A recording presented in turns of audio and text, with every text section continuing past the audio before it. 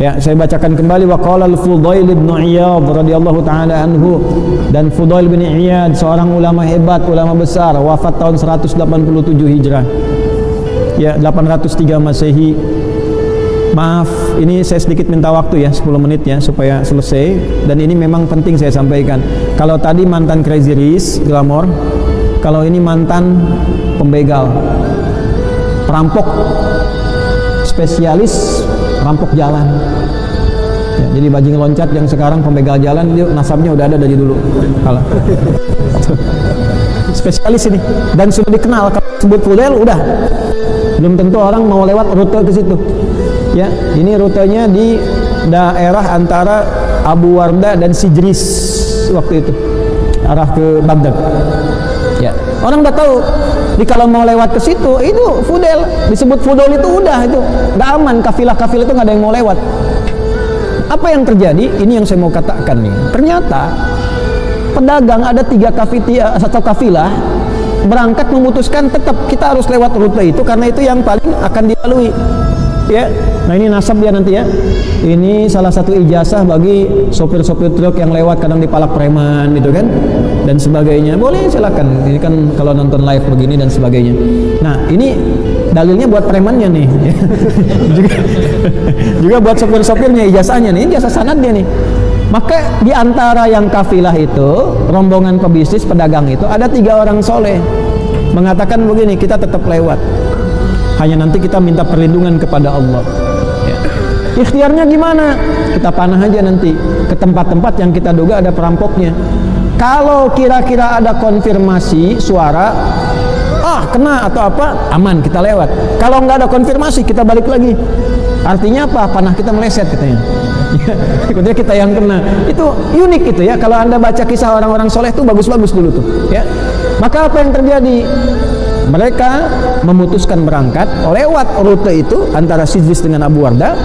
Begitu mau dekat ke situ, mulailah kemudian panah disiapkan. Sebelum dipanah, ini yang paling menarik, maka mereka memanah dengan ayat-ayat Allah dulu untuk menghunjam kepada kalbu orang yang dituju.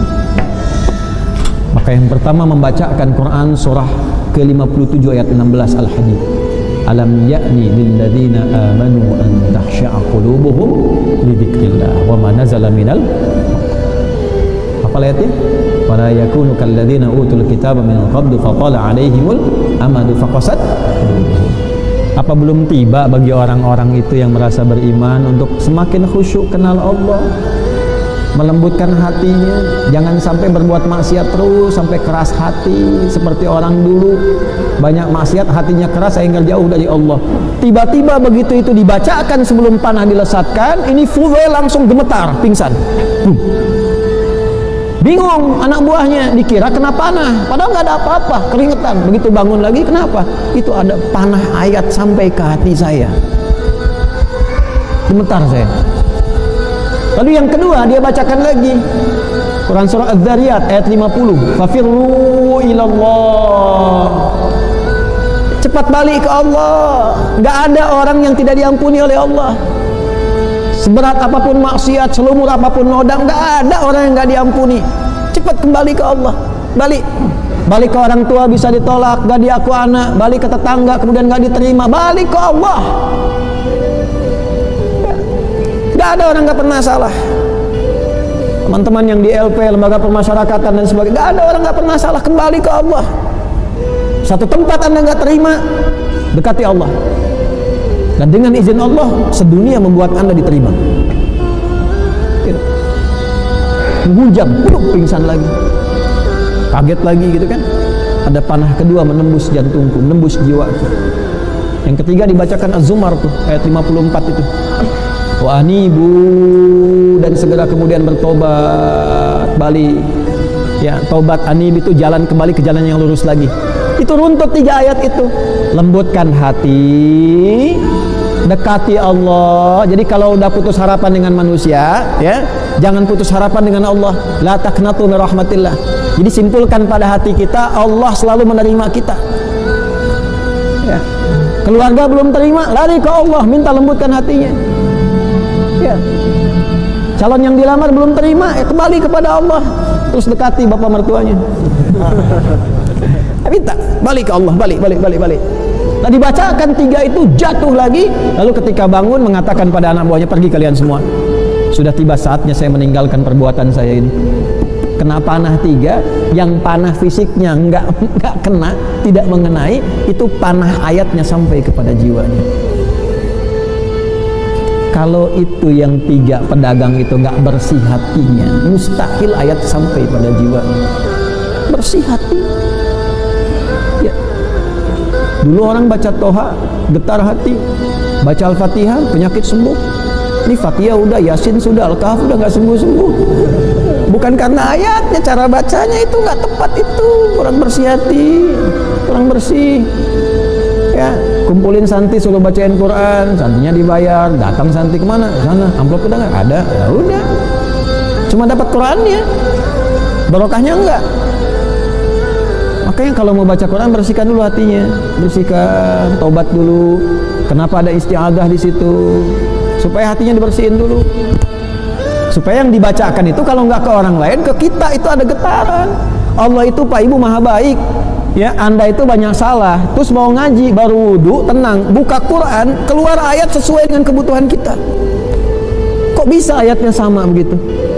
Itu kurang baik apa Allah itu? Nah, sehingga Fudail dari peristiwa itu memutuskan pensiun tuh. Ini preman pensiun sudah ada dari dulu.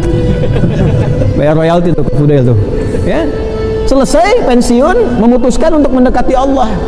Datang ke Mekah tadi. Datang ke Madinah. Ibadah aja di situ. Yang paling menarik tiba-tiba apa? Khalifah presiden pada waktu itu Harun ar-Rasyid mimpi, dalam mimpinya diarahkan untuk ke Fudail. Ya, ada kalimat dalam mimpinya. Ya, ada hambaku yang telah mendekat kepadaku namanya Fudail bin Iyad, temukan dia. Dalam mimpinya presiden mimpi, dalam mimpinya diarahkan kepada mantan preman. Anda bayangkan, mantan begal, mantan perampok, berubah jadi orang baik. Tiba-tiba apa yang terjadi? Ternyata beliau sudah berubah jadi baik, jadi soleh, sampai meninggalkan tempat di situ yang viral sebagai perampok ke tempat lain yang dekat dengan Allah. Masyarakat akhirnya memviralkan dia sebagai seorang hamba yang sangat dekat dengan Allah. Ini ahli ibadah, ini ahli gini. Tapi beliau mengasingkan diri. Kalau sudah viral begitu, pindah ke tempat lain yang nggak kenal, dekati Allah. Terus mengatakan pada dirinya, Yalmusi, pendosa, kamu ini disebut orang soleh, padahal kamu ini banyak salah. Kamu ini disebut pintar, padahal kamu banyak bodohnya. Itu viral sekali itu. Kalau ulama-ulama kita yang punya nasab ini nyambung tuh. Ya, kamu dikiranya banyak amalnya, dermawan, padahal kamu itu masih pelit. Ke dalam dirinya begitu terus. Kamu maunya ngajar, ya, kelihatannya ikhlas, padahal kamu itu pengen kelihatan orang, pengen populer, pengen macam-macam dan sebagainya.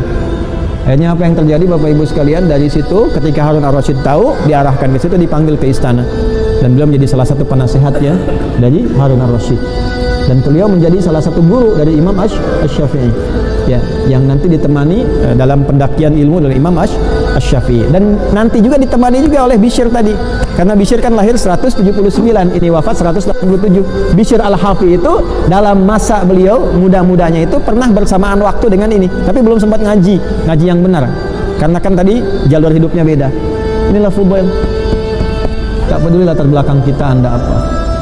Mungkin Anda kalau tobatnya benar-benar bagus, baik, ya insya Allah besok jadi ulama, lebih baik daripada kami yang mengajar saat ini.